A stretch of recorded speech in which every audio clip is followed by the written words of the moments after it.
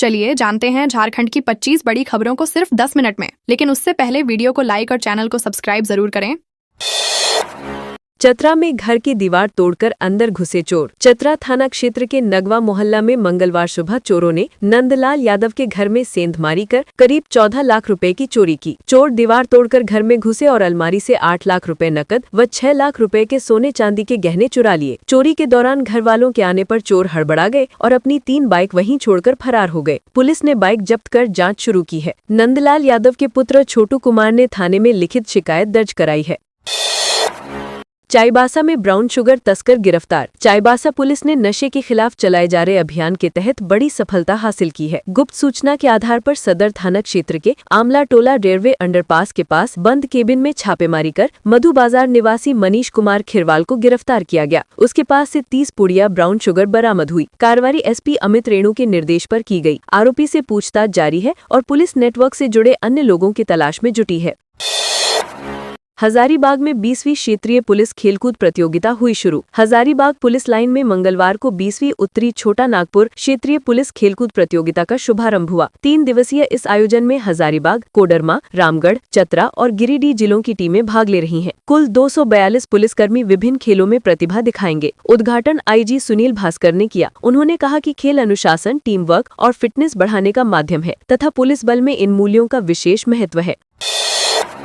महिला वॉशरूम से 6 फीट लंबे सांप का किया गया रेस्क्यू। बोकारो के चास कॉलेज में मंगलवार को हड़कंप मच गया जब महिला वॉशरूम से करीब 6 फीट लंबा धामिन सांप निकल आया। एक महिला कर्मचारी ने वॉशरूम में हलचल देखी तो शोर मचा दिया, जिससे कॉलेज में अफरा तफरी फैल गई। कॉलेज प्रशासन और स्थानीय लोगों ने साहस दिखाते हुए सांप को सुरक्षित पकड़ा और जंगल में छोड़ दिया। घटना के बाद कॉलेज में भय का माहौल रहा, लेकिन किसी के घायल होने की सूचना नहीं है।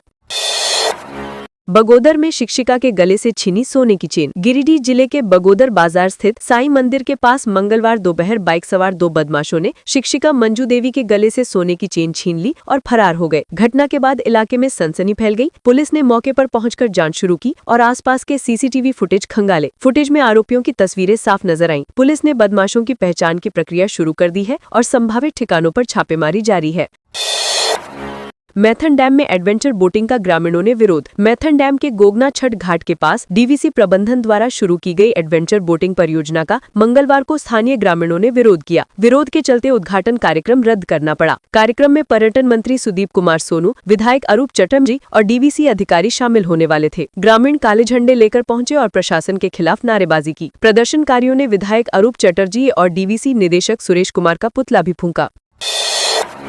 पाकुड़ में फाइनेंस कर्मी के घर हुई लाखों की चोरी। पाकुड़ नगर थाना क्षेत्र की शिवपुरी कॉलोनी में टाटा फाइनेंस कंपनी के कर्मचारी अमित सिंह के घर चोरों ने लाखों रुपए के जेवर, नकदी और एक स्मार्ट टीवी की चोरी की। घटना उस समय हुई जब परिवार बिहार गया हुआ था। घर खाली देख चोरों ने आसानी से वारदात को अंजाम दिया। लौटने पर परिजनों ने घर का ताला टूटा पाया और पुलिस को सूचना दी। पुलिस ने मामला दर्ज कर जाँच शुरू कर दी है।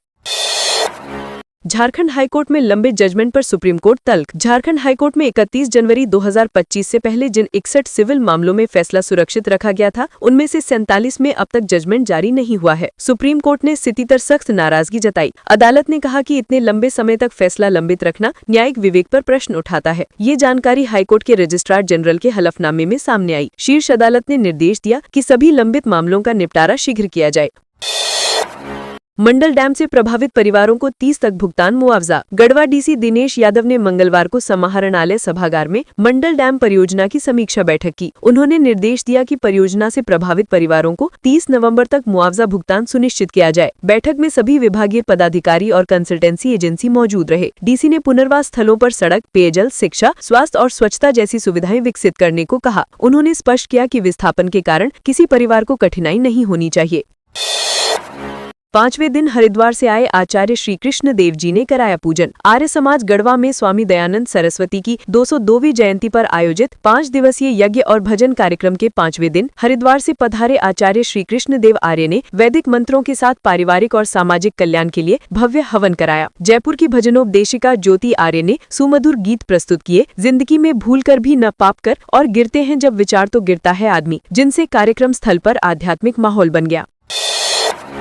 रांची जेल के असिस्टेंट जेलर का 5वें दिन transfer. Birsa Munda central jail में शराब और जीएसटी घोटाले के आरोपियों की डांस पार्टी वीडियो वायरल होने के बाद कार्यवाही की आंच नई असिस्टेंट जेलर तक पहुंची। 5 दिन पहले नियुक्त दिनेश प्रसाद वर्मा को धनबाद जेल स्थानांतरित कर दिया गया है। उनकी जगह गुमला मंडल कारा के असिस्टेंट जेलर लव कुश कुमार को रांची जेल में पदस्थापित किया गया है। ये आदेश जेल आईजी सुदर्शन प्रसाद मंडल ने जारी किया। जेल प्रशासन में लगातार हो रही गड़बड़ियों से विभाग में हलचल है। रांची में 2 दिन में 2 डिग्री गिरा पारा। झारखंड में ठंड ने दस्तक दे दी है। मौसम विभाग के अनुसार उत्तर पश्चिमी हवाओं के कारण तापमान में गिरावट दर्ज की जा रही है। राजधानी रांची में बीते 24 घंटे में न्यूनतम तापमान में 2.5 सेल्सियस और अधिकतम तापमान में 2.1 सेल्सियस की कमी आई है। सुबह शाम की ठंड बढ़ गई है, जबकि ग्रामीण इलाकों में लोग अलाव जलाते देखे जा रहे हैं। मौसम वैज्ञानिकों के अनुसार आने वाले दिनों में न्यूनतम तापमान में और गिरावट हो सकती है। झारखंड राज्य स्थापना दिवस समारोह से पहले आकर्षक सजावट। राज्य स्थापना दिवस 15 नवंबर को मनाया जाएगा और इसकी तैयारियां जोरों पर है। मुख्य कार्यक्रम मोराबादी मैदान में होगा, जिसे दुल्हन की तरह सजाया गया है। चारों ओर रंगीन लाइटें और होर्डिंग लगाए गए हैं, जो राज्य के 25 वर्षों की विकास यात्रा को दर्शाएंगे। मैदान में मंच, झांकियां और पारंपरिक झूमर सजावट की तैयारी है। सैकड़ों कारीगर ऐतिहासिक धरोहरों, वाद्य यंत्रों और संस्कृति को प्रदर्शित करने वाली झांकी तैयार कर रहे हैं। समारोह में मुख्यमंत्री और कई विशिष्ट अतिथि शामिल होंगे। एचटीसी पर अनियमितताओं के लगे आरोप। रिम्स के हीमोफीलिया ट्रीटमेंट सेंटर पर मरीजों और उनके परिजनों ने गंभीर आरोप लगाए हैं। मंगलवार को रांची में हुए प्रदर्शन में लोगों ने कहा कि ये केंद्र जो निःशुल्क इलाज के लिए शुरू हुआ था, अब वित्तीय अनियमितता और निजी दखल का अड्डा बन गया है। मरीजों ने आरोप लगाया कि एचटीसी को संचालित करने वाली एनजीओ सरकारी संसाधनों का निजी उपयोग कर रही है। रिम्स निदेशक ने जांच के आदेश जारी करते हुए दोषियों पर कार्रवाई का आश्वासन दिया। शराब घोटाले में फर्जी बैंक गारंटी मामले में होगी पूछताछ। एसीबी ने झारखंड शराब घोटाले से जुड़े अहम आरोपियों को रिमांड पर लिया है। गिरफ्तार किए गए 3 निदेशक परेश अभय सिंह ठाकुर, विक्रम सिंह ठाकुर और महेश शिडगे अहमदाबाद से पकड़े गए थे। ये तीनों vision hospitality services and consultants private limited से जुड़े हैं। आरोप है कि इन लोगों ने फर्जी बैंक गारंटी के जरिए करोड़ों का घोटाला किया है। अब एसीबी उनसे पूछताछ कर घोटाले में शामिल अन्य प्रभावशाली लोगों की भूमिका का पता लगाएगी। आमला टोला रेलवे अंडरपास से 30 पुड़िया ब्राउन शुगर के साथ युवक को पुलिस ने दबोचा। चाईबासा पुलिस ने नशे के खिलाफ अभियान के तहत आमला टोला रेलवे अंडरपास से मधु बाजार निवासी मनीष कुमार खिरवाल को 30 पुड़िया ब्राउन शुगर के साथ गिरफ्तार किया। छापेमारी डीएसपी बाहमन टूटी के नेतृत्व में की गई। आरोपी ने पूछताछ में बताया कि वो ब्राउन शुगर आदित्यपुर निवासी फिरदौस अंसारी से लाता था। पुलिस ने दोनों के खिलाफ एनडीपीएस एक्ट के धाराओं में केस दर्ज किया है। मनीष पहले भी 2022 में इसी आरोप में जेल जा चुका है। जल जीवन मिशन के तहत अधूरी जल मीनारों को पूर्ण करने की उठी मांग। पश्चिमी सिंहभूम जिले में जल जीवन मिशन के अधूरे जल मीनार कार्यों को पूरा करने की मांग को लेकर भारत आदिवासी पार्टी ने मंगलवार को चाईबासा में धरना दिया। प्रदर्शनकारियों ने उपायुक्त को ज्ञापन सौंपते हुए कहा कि मनोहरपुर, सोनुआ, चक्रधरपुर और गम्हरिया प्रखंडों में अधूरी जलापूर्ति योजनाओं के कारण ग्रामीणों को पानी नहीं मिल पा रहा। कई जगह 3-4 साल से पाइपलाइन और टंकी निर्माण अधूरा है। पार्टी ने उच्च स्तरीय जाँच और कार्य शीघ्र पूर्ण करने की मांग की।